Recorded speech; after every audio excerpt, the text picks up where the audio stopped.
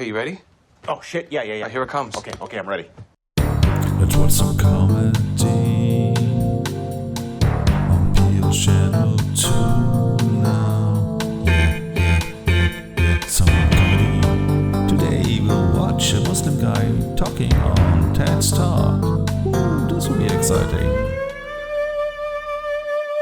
A Muslim guy, you don't know how we enjoy watching you when we're high. That was fucking magic. That felt smooth. That felt really smooth. So in the pocket.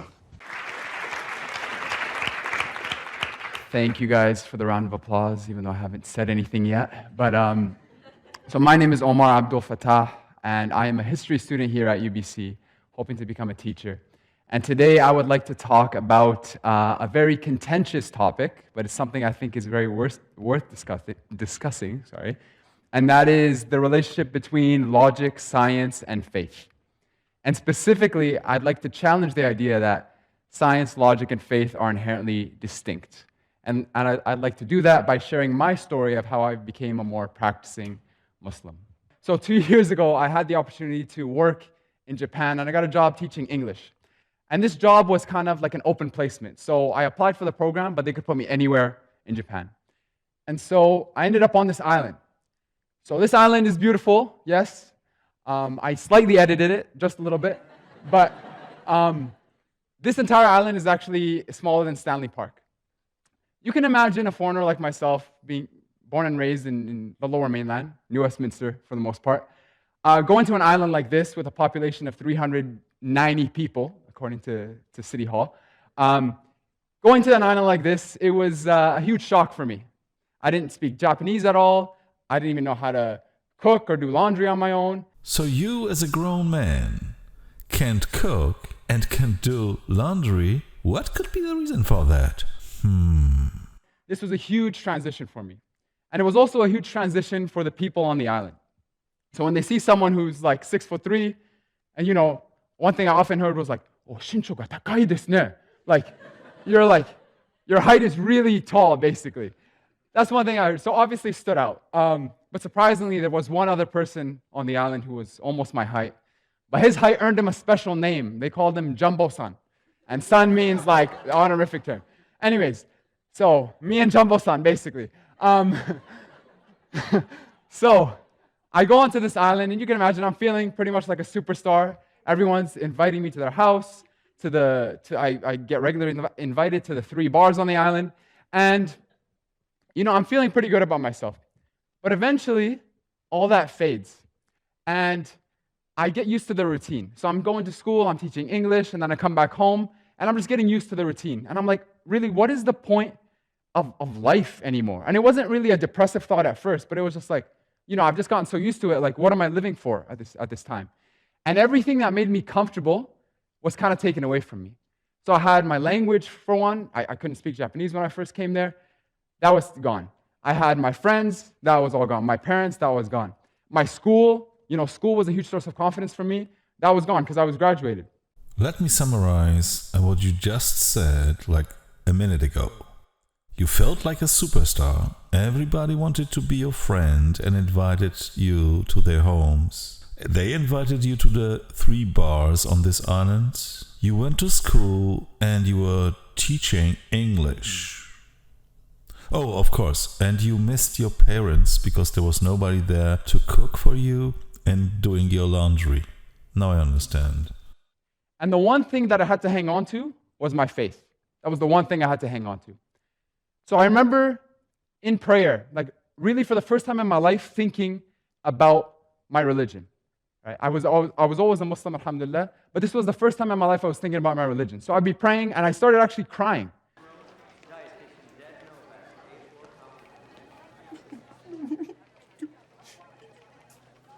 Tissue. And because I would start to think about what I was actually saying in my prayer. But when you put all your baskets in, or when you put all your money, let's say, or all your eggs in one basket, then you really have to make sure that what you invested in is true, right? It's like investing all your money in Bitcoin, and then you lose your job, and you're like, what is Bitcoin? I have no idea, right? So I started, for the first time in my life, I was like, I need to make sure that my religion is true. I don't want to just do this because my parents are doing this, right? I don't want to blindly follow what my parents are following. So I started a scientific experiment, you could say. And it started with this claim. So one of the reasons Muslims believe that the Quran is the word of God, it's not man-made, is because the book has no contradictions in it, or that was the claim. So instead of accepting this blindly, I decided to actually do a scientific experiment. And I should just mention that this claim is actually founded in the Quran. It's an argument that comes from within the Quran. So for example, chapter 2, verse 2 says, هَذَا الْكِتَابُ لَا رَيْبَ فِيهِ هُدًى لِلْمُتَّقِينَ. This is a book about which there is no doubt, guidance for those who are God-conscious. And in chapter 4, verse 82, أَفَلَا يَتَدَبَّرُونَ الْقُرْآنَ وَلَوْ كَانَ مِنْ عِنْدِ غَيْرِ اللَّهِ لَوَجَدُوا فِيهِ اخْتِلَافًا كَثِيرًا. If this book was from any other than God, there would have been within it many contradictions. This is very funny, my friend, because exactly this verse contains a mistake. It claims that because a book has no contradictions in it, it must be from God. Well, everybody can produce such a book. Just imagine a phone book. But if you want to know more about this, just watch my video, The Irrefutable Mistake in the Quran. Have fun. So this is a claim that comes from within the Quran. So I thought in my head, I was like, if there are contradictions in the Quran, surely the internet would have them. So I started searching online, and this is one example of a apparent contradiction that I came across. This is one of the first ones. So I don't want to prejudice your opinions in any way, so I'm just going to put these verses out here, and then you can decide if it's a contradiction or not. So this is the first verse. Take a second to read it. Here's the second verse. Here's the third verse. Okay, is this a contradiction? Now, I really thought about this, and objectively, scientifically, empirically, this is not a contradiction. Why? Because it is not an indication of how many angels were present. Rather, it is a set of successive promises. So it's just a set of successive promises. I don't buy it, my friend. I would say you didn't think about this for a second. 'Cause what science has to do with an angel? What empiricism has to do with an angel? What has objectivity to do with an angel? So that was one of the apparent contradictions that I came across. Here's another one. How many days? In Islam, we believe that time is relative, so our days are shorter than God's days. And this is based on this verse, which says that God's day is basically 1,000 days of which we count. So this is one verse. Here is the other one. Is this a contradiction? If you read the second verse, it's actually talking about the day of judgment, which we believe is going to be so hard on people that it's going to feel like basically 50,000 years. The second verse isn't actually talking about a day of God, it's talking about the day of judgment. And I don't want anybody to blindly accept what I'm telling you. If you kind of doubt what I'm saying, go and look up the verses yourself. Like, here are the references. Chapter 70, verse 4. Okay, let's do it. Let's just rewind it and read the verses once again. So the first verse is talking about that the Lord's day is like 1,000 years of hours. The second verse is saying that there is a day which is 50,000 years. And you just said it's not the Lord's day, it is our day. And your explanation for this was it just feels like 50,000 years. But where is the word feeling in that? And why does it feel as 50,000 years? It is because God is judging everybody one by one, and we have to wait like in a row, and it will take so long to be judged that everybody will be just dying of boredom. So that was the first part of my scientific inquiry. I'll just go back to that. Yeah, that was the first part of my scientific inquiry. And I'm sorry, where was the science in it? What was the scientific method? How can it be falsified? And so on, so on. Just don't put words out of your mouth. what I basically did here was I took a claim that validated my religion and I tested it. I empirically tested it. You empirically tested the claim? How? The judgment day wasn't here. You cannot meet God.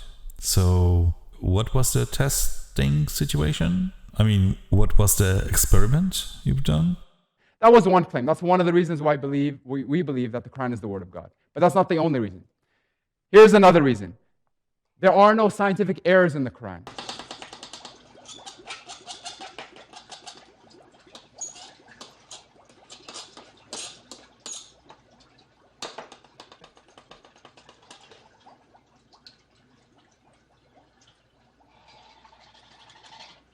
One belief that we have in Islam is that the Quran not only is consistent with science, but it supersedes science. It precedes science. Because some of the things that are mentioned in the Quran 1,400 years ago have only been discovered recently. So I decided to actually test this out for myself instead of blindly accept it. So this is one example of a scientific miracle, you could say, in the Quran. It is He who has made the sun a shining light and the moon a derived light. So I want to focus your attention on these two underlined terms. I had no idea that the sun is its own light and the moon is actually a reflected light. I had no idea whatsoever. I'm sorry, but this is getting like more and more ridiculous. The knowledge that the moon has a reflecting light was known already in ancient Greece. The fact that you didn't know that makes me question if you went to school at all and if you really graduated from somewhere. I don't know. Maybe the school where you graduated was on this island where you were sent to. So when I discovered this really boggled my mind. And just to clarify one thing, no, this is actually not in this verse, it's in the next verse. But so in this specific verse, there are two words used to describe the different lights of the moon and the sun. The word for the sun is siraj, which is like a torch, if you will. And the word for the moon is nur, which is like the light reflected on the wall, the reflected light. So I found this to be pretty amazing. That was one example. My friend, you are talking nonsense.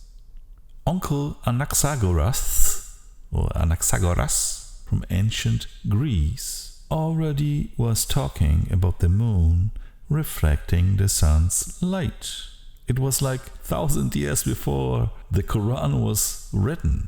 So what you are talking about science discovering some facts recently which were already in the Quran? Are you crazy? Here's another one. There are elements of the Big Bang theory that are present in the Quran. So here's an example. أَوَلَمْ يَرَ الَّذِينَ كَفَرُوا أَنَّ السَّمَاوَاتِ وَالْأَرْضَ كَانَتَ رَتْقًا فَفَتَقْنَاهُمَا. Have those who disbelieve not considered that the heavens and the earth, and by heavens it means galaxies, were once a joint entity, and then we separated them. So we discovered in 1929 with Edwin Hubble's observations that the universe was actually expanding. And basically what he observed is that planets, or stars actually, they're going away from each other at a pretty rapid rate. So this is one of the reasons why we believe that the heavens and the earth, or the galaxies and the earth, were once closer together than they are now. And the whole idea of expansion is presented in this next verse. And we are its expander. So this was mentioned 1,400 years ago, and it was only confirmed by Edwin Hubble in 1929. It is amazing to me how you can expand your lies. Because the verses in the Quran are the worst description of the Big Bang there can be. You are claiming that the heavens were the galaxies, and you are claiming that there was a separation between the galaxies and the Earth. My friend, your ignorance is climbing to a zenith. Earth didn't even exist at the Big Bang. Our universe is about 14 billion years old, and the Earth exists nearly since 4.95 billion years. So the description in the Quran cannot be more wrong. And if you tell me that you scientifically dealt with the Quran, you must be kidding me. You have to be a stand-up comedian. The stuff you are telling is so funny and unbelievably wrong anyone who went to school will just get a headache. Oh, he will look at you and say, oh, this guy is a great comedian. So for me, it wasn't so much amazing that this was consistent with the Quran, but what was amazing to me was that there wasn't a single verse that I came across in the Quran that was inconsistent with science. The reason why the Quran isn't inconsistent with science is that there is no science in the Quran. And to me, what this means to me is that Prophet Muhammad, peace and blessings be upon him, did not write this book. Like logically, I thought about this when I was analyzing this. People say he wrote the book. But I thought, you know what? I had no idea that the moon was a reflected light, or I had no idea that the universe was expanding. But how did he know? And he lived 1,400 years ago when there wasn't Google. He could have just Googled things. So that was the second part of my scientific experiment. Then I realized, I was like, okay, this makes sense. What I was taught as a kid wasn't just lies. I validated it. I looked at it myself. I mean, according to your own lecture, you should know that there is no true thing in the Quran. But what about evolution, right? Isn't that another thing that completely contradicts everything that I've learned as a Muslim? What about evolution? And so I began to study evolution. And here's what I realized about evolution. Whether you accept evolution, or if I were to accept evolution and every single thing that it states, that doesn't justify me becoming an atheist, or it doesn't justify me being an agnostic. Why? Because the theory of evolution in and of itself doesn't explain the origins of the universe. And I would argue further that it doesn't really explain the origins of the first organism, because every discourse on evolution assumes that things can reproduce. So a question that I had in my head was, I was like, take me back to the first organism. How did it even get the ability to reproduce? And even if you accept that, you still have to explain the origins of the universe. So that was one thing I realized about evolution. Right. We know that evolution does not explain the origin of life. So, do you accept evolution or not? If you believe and accept evolution, you will know that Adam and Eve are not our common descent. The second thing I realized was whether I choose to devote my life to Islam or whether I take a more agnostic, secular route, either way, I'm being involved in blind faith, right? Many religious people, they blindly take the followings of their scholars, just like many people who believe in science blindly accept what their textbook tells them or what their scientists tell them, right? I mean, take for example the idea of evolution. How many people who believe in evolution have ever actually studied the archaeological record themselves? Or how many have actually looked at the journal articles themselves, even though it's free to do with UBC Library website, right? If you want to know something about evolution, you have to study biology, geology, paleontology, but archaeology alone doesn't give you anything about evolution, my friend. So few people do this. And so ultimately, the point is here that what I'm trying to get at is my journey to faith really was an intellectual process. It didn't just I didn't just have a vision one night and I'm like, yes, Allahu Akbar, It really was a slow intellectual process. As you just proved to us, there was not an intellectual process at all. You dismissed nearly everything what could be done to prove or disprove your claims, and you explained everything just in favor of your religion. You are blind as a blind man who never had eyes. For me, the reason why I get up every morning before sunrise to pray is for this reason, because I believe this is the truth intellectually, logically, and spiritually. And so, what can any of you guys, or any of you, take away from this? Right? You guys have heard a lot of amazing TED Talks today, but I don't believe in knowledge without application, right?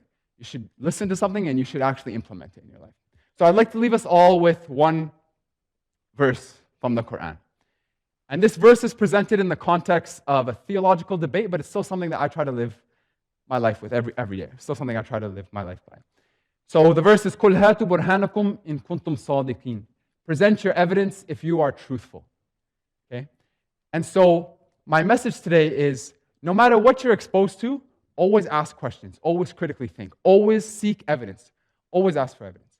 So if somebody comes today to you or tomorrow and says, Justin Trudeau just abolished taxes. Don't just blindly accept them. Don't rip up your T4, right? Hang on to it, right?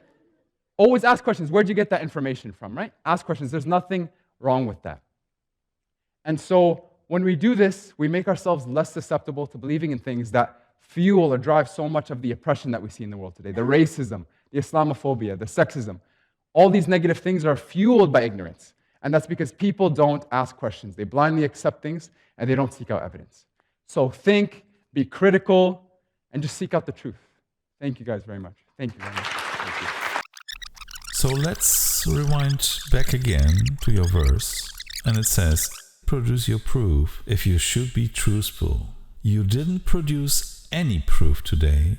It was just gibberish, non-scientific bullshit. I thank you very much for the entertainment. It was very funny, very comical, and full of air.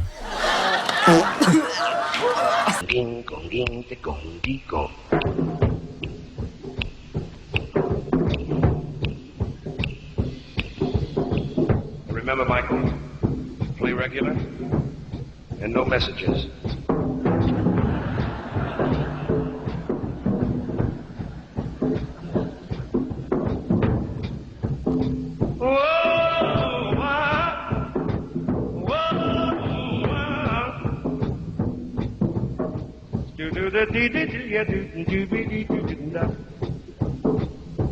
Yeah, what she wanted. Yeah, what she wanted. You do do do do do do do. I've got you under my skin. I've got you deep in the heart of me. So deep in my heart that you're almost a part of me. I've got you under my skin. I have tried so not to give in. I said to myself this affair never would go so well. But darling, why should I resist when baby you know darn well I've got you under my skin. I'd sacrifice anything, come what might, for the sake of having you near, in spite of that lonely voice that calls in the night, says these words in my ear. Don't you know, little schmool,